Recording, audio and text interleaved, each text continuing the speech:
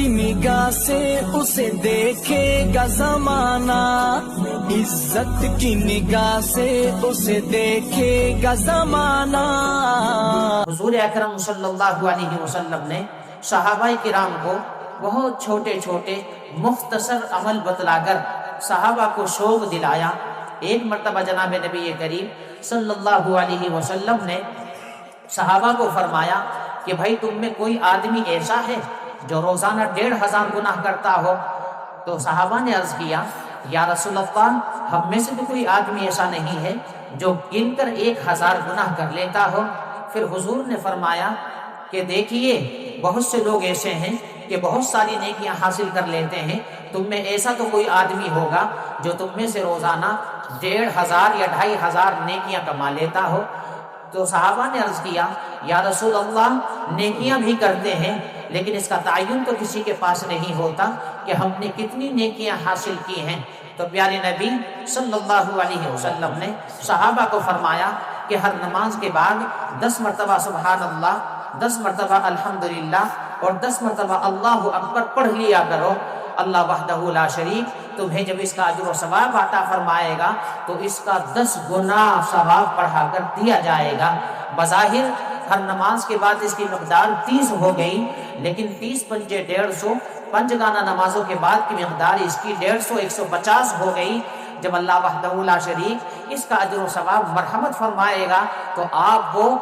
1500 نیکیاں مرحمت فرمائی جائیں گی۔ تو جناب نبی کریم صلی اللہ علیہ وسلم کا یہ فرمان سن کر صحابہ کرام رضوان اللہ تعالی علیہ مجمعین نے اس پر عمل کرنا شروع کر دیا۔ اور پھر حضور نے ارشاد فرمایا اسی کے ساتھ ساتھ کہ جب تم رات کو سویا کرو تو 33 مرتبہ سبحان اللہ، 33 مرتبہ الحمدللہ اور 34 مرتبہ اللہ اکبر پڑھ لیا کرو۔ بظاہر تو اس کی مقدار 100 ہو گئی، لیکن اللہ تعالیٰ جب اس کا اجر و ثواب مرحمت فرمائے گا تو 10 گنا بڑھا کر اس کا اجر و ثواب دیا جائے گا۔ گویا کہ 1000 نیکیاں ہو گئی، 1000 اور 1500 کو ملا کر ان کی مقدار 2500 نیکیاں ہو گئی۔ تو صحابہ نے اس کے اوپر عمل کرنا شروع کیا۔ پھر کچھ وقت گزرا تھا، صحابہ کو یہ عمل کرتے کرتے کچھ غریب صحابہ، کچھ نادار صحابہ، کچھ ایسے نہتے صحابہ جن کے پاس پانی پینے کے لیے برتن موجود نہیں، وہ تمام غریب صحابہ حضور اکرم صلی اللہ علیہ وسلم کی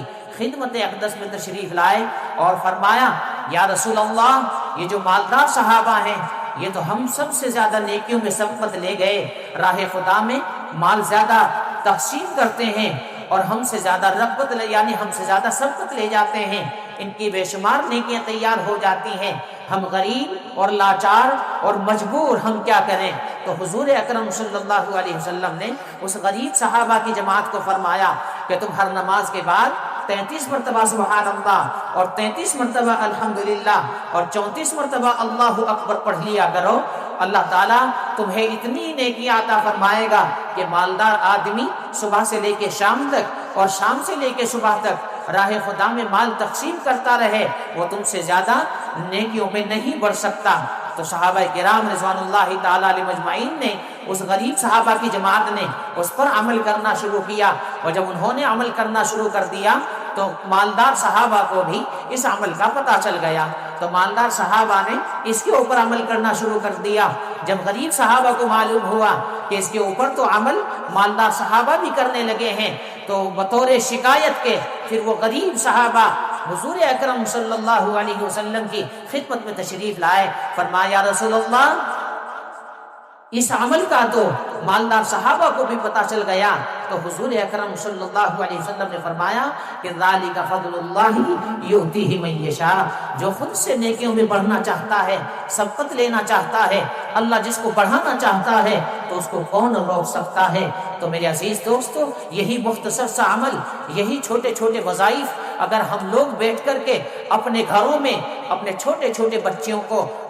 اور بچیوں کو بٹھا کر یہ وظیفہ پڑھیں گے تو امید ہے اللہ پاک کی ذات عالی سے کہ بہت ساری نیکیاں ہم سب کے کھاتے میں جمع ہو جائیں گی۔ اور دوسرا فائدہ یہ ہوگا، حدیث پاک کے اندر آتا ہے، جناب نبی کریم صلی اللہ علیہ وسلم نے فرمایا کہ جب تک بچے جوان نہیں ہوتے، عاقل بالغ نہیں ہوتے، جتنے وہ نیک عمل کرتے ہیں، جتنا وہ قرآن پڑھتے ہیں، جتنی وہ نمازیں پڑھتے ہیں، جتنا وہ رب کی حمد و ثنا کرتے ہیں، جتنی تسبیحات پڑھتے ہیں، وہ ساری کی ساری نیکیاں ماں باپ کے کھاتے میں لکھی جاتی ہیں، اور جو گناہ کرتے ہیں وہ گناہ نہیں لکھا جاتا۔ تو میرے عزیز دوستو، آج ہم سب کا یہاں جمع ہونا قرآن کریم کی نسبت سے ہے، اور قرآن کریم کے تعلق سے ہمارے مدرسے کے طلباء نے اور ہمارے یہاں جو تشریف لائے علماء کرام نے بڑی اچھی اچھی مفید باتیں، سمجھ میں آنے والی اور بڑی نافع باتیں ہم سب کے سامنے بیان فرمائی۔ اللہ تبارک و تعالیٰ سے دعا کریں اللہ پاک ان اکابرین کا آنا اپنے بارگاہ میں قبول فرمائے، جو انہوں نے نصیحتیں کی ہیں قرآن کریم اور احادیث نبویہ صلی اللہ علیہ وسلم کے تعلق سے جو باتیں بیان کی ہیں، اللہ تعالی ہمیں ان تمام باتوں پر عمل کرنے کی توفیق عطا فرما دے۔